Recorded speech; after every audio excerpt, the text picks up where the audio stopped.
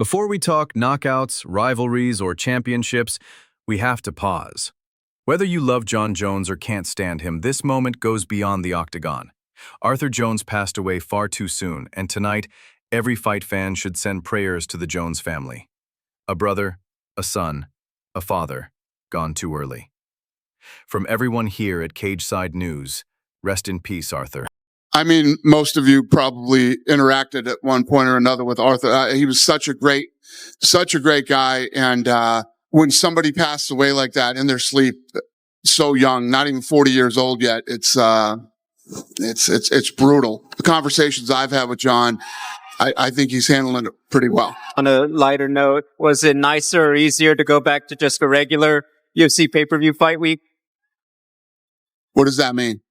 And now, what a night it was in Las Vegas. A sold-out 19,081-seat arena, a $9 million gate, and a card stacked with chaos. And of course, our parlay hit big. Farid Basharat by decision plus Joe Pyfer moneyline. If you tailed us, congrats. You cashed again.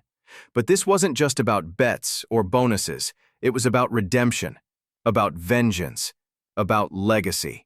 Because Alex Pereira reminded the world why he's pure violence personified, and Jiří Procházka showed us what it means to bleed for greatness. This is Cageside News, the home of the fight game's heart, where respect and rivalry collide. UFC 320, Las Vegas, Nevada. The fight capital of the world delivered another masterpiece. A packed house of 19,081 fans, a $9 million gate, and an atmosphere that felt electric from the very first walkout. And for those keeping score, Dana White confirmed the bonuses. Fight of the night? Jiří Procházka versus Khalil Rountree. Performance of the night? Alex Pereira and Jiří again. That's right, double bonus Jiří, a nice $50,000 for the samurai himself. Fight of the night? Jiří Procházka versus Khalil Rountree. Performance?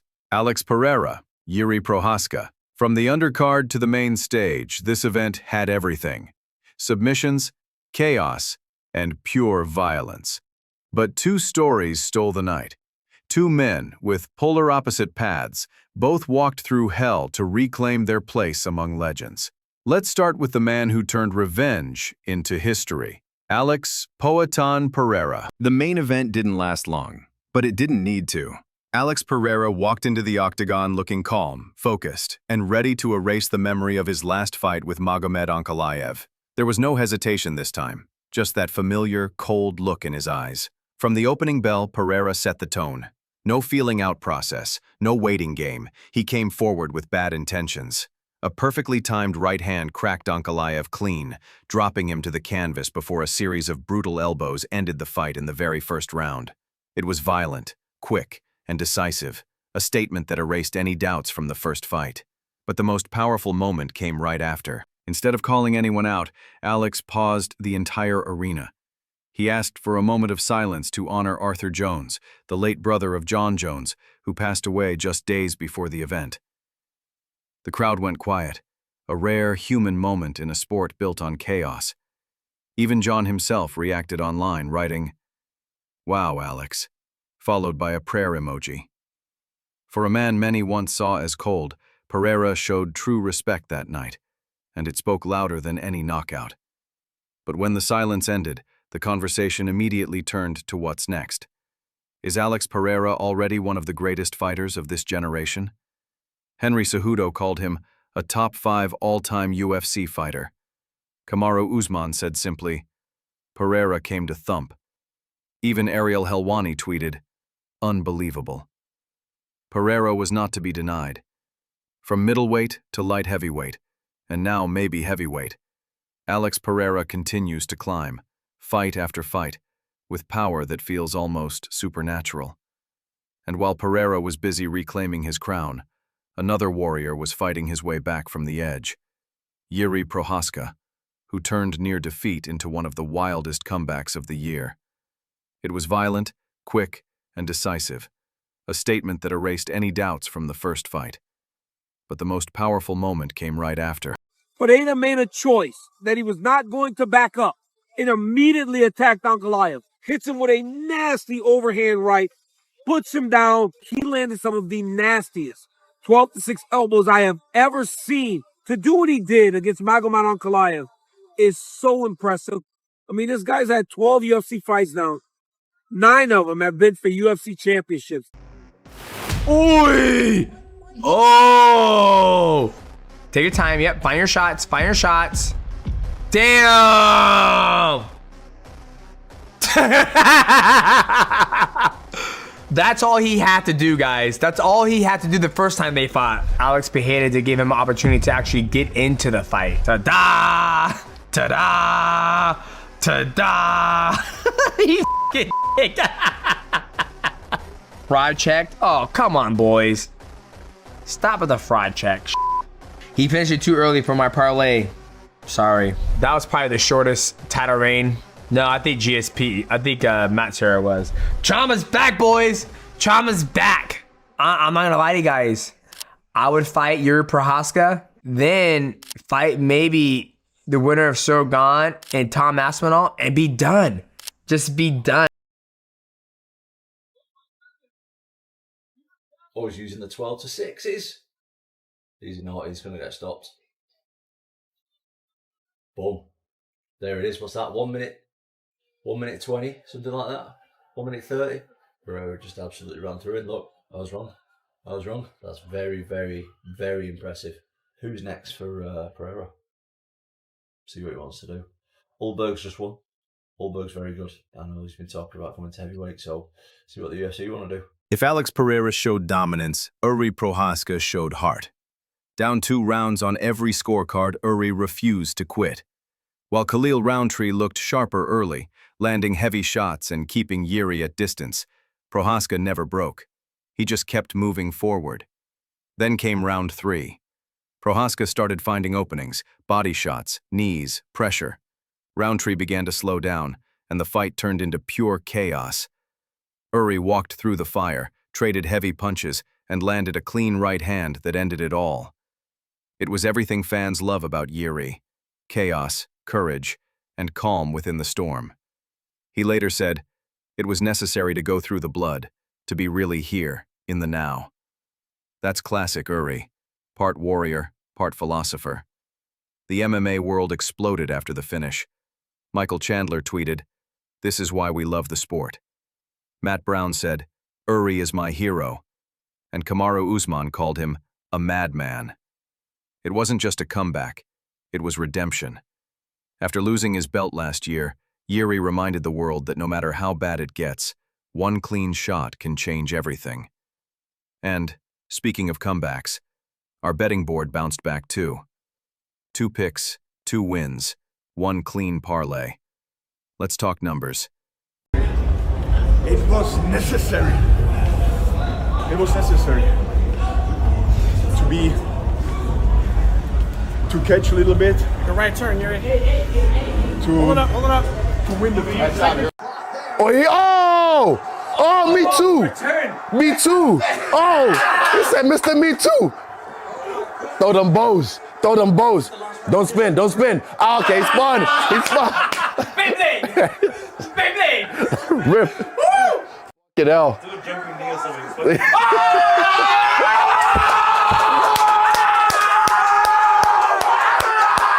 Wow. Holy sh**. Oh, move your black ass, dog!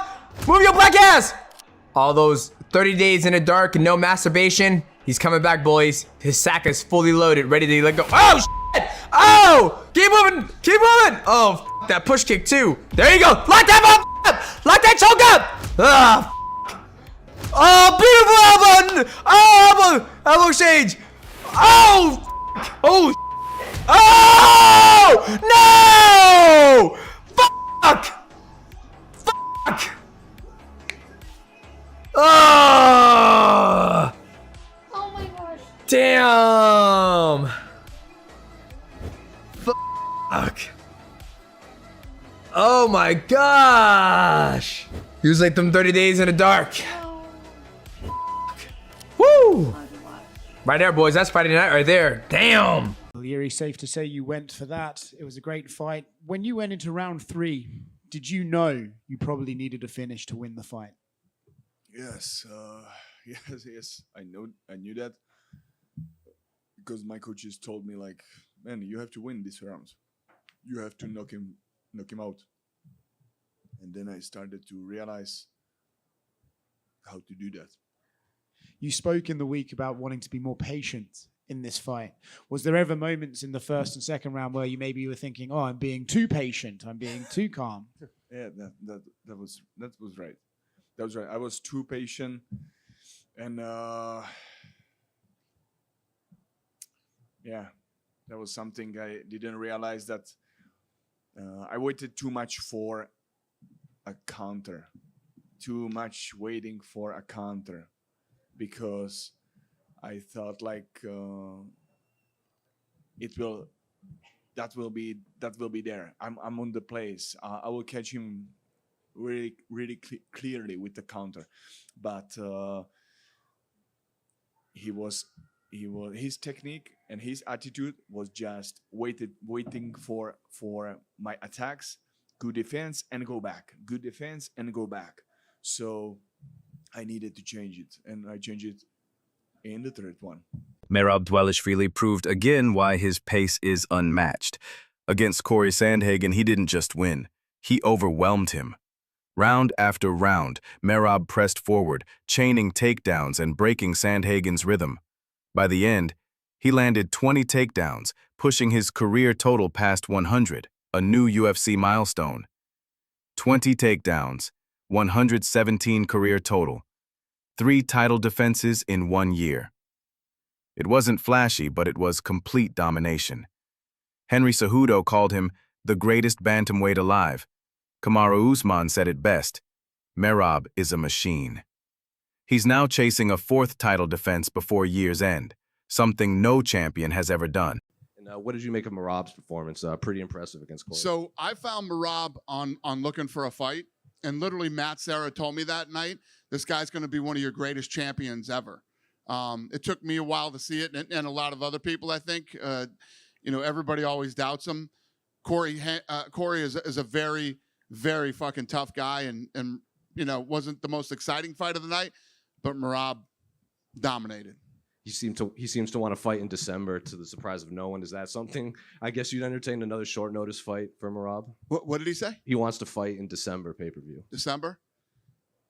There's another Tuesday conversation. Here we go, behind the back, good defense. Corey had great fucking defense there. Oh my God, Merab just knocked out. Oh, Merab knocked out Corey! Merab knocked out Corey! Stop!